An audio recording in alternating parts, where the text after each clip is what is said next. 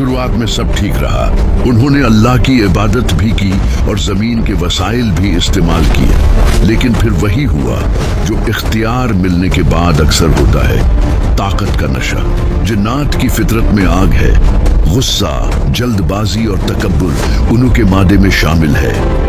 आहिस्ता आहिस्ता उनके मुख्तलिफ कबीलों में सरदारी की जंग छिड़ गई। एक कबीला दूसरे पर बढ़तरी हासिल करना चाहता था। मैं बड़ा हूँ, तुम छोटे हो कि उस सूच ने जमीन के अमन को आग लगा दी। ये वो वक्त था जब जमीन ने पहली बार गुनाह देखा। इससे पहले जमीन पर सिर्फ अल्लाह की हम्दो सना होती थी, लेकिन अब जमीन पर जुल्म शुरू हो चुका था।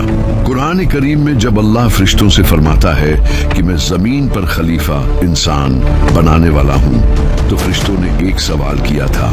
वो सवाल बहुत अहम है। उन्होंने कहा था, ए अल्लाह, क्या तो वहां उसे पैदा करेगा जो वहां फसाद फैलाएगा और खून बहाएगा?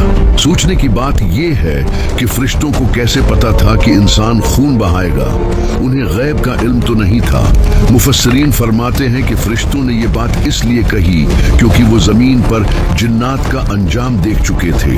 उन्होंने देखा था कि कैसे एक बाइख्तियार मखलूक ने जमीन को खून से भर दिया था। जिन्नात ने अल्लाह के अहकामात को पसीपुष्ट डाल दिया।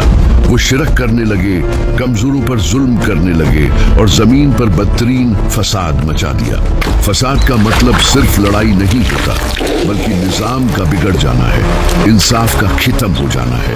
रिवायात के मुताबिक अल्लाह ने उनकी हदायत के लिए उन्हीं में से नजीर डराने वाले और पैगाम पहुंचाने वाले भेजे ताकि वो बाज आ जाएं। लेकिन ताकत के नशे में चूर उन जिन्नात ने अल्लाह के अहकामात मानने से इनकार कर दिया और सरकशी की हदें पार कर दी।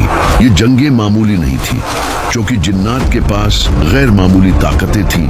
उनकी लड़ाइयां भी खौफनाक थीं। फिजा में आग के गोले बरसाए जाते, जमीन पर तबाही मचाई जाती। एक वक्त ऐसा आया कि जमीन की खुश्की का बेशतर हिस्सा रहने के काबिल न रहा। अमन पसंद जिन्नात या तो मारे गए या वो डर कर जजीरों और जंगलों में छुप गए।